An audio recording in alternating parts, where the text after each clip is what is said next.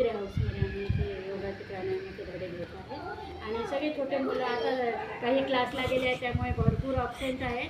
जे आता होते काही ते इथे हजर होते, आता छोटे मुलं मुली त्यांचे आम्ही योगाचे घेतले.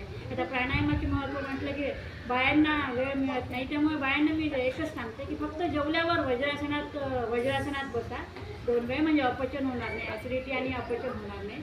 तर तो एक नियम पाळा. 2 वेळ जेवल्यावर बिलकुल 5 मिनिट असे टाचेवर पायाच्या दोन्ही बसायचं आहे, आणि तो नियम एक पाळा. आणि सकाळी उठून 2 पायावर बसून खाली बसायचं आहे असं टाचेवर बसून, आणि हळूहळू 2 ग्लास तरी पाणी प्यायचं आहे, म्हणजे पूर्ण आपलं पाचन पूर्ण क्रिया आपली सुरू.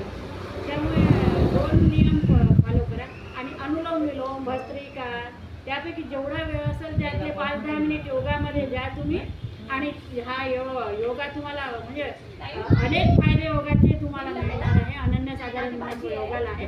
आज 21 तारीख आंतरराष्ट्रीय योग दिवसाला आपण सगळ्यांनी माझ्यासोबत साथ दिली मला, त्यामुळे या सगळ्या काकूंचे, छोट्या बच्चांचे मी धन्यवाद मानते. अशीच साथ सगळ्या एरियाने आम्हाला दिली तर खरंच खूप खूप छान होईल.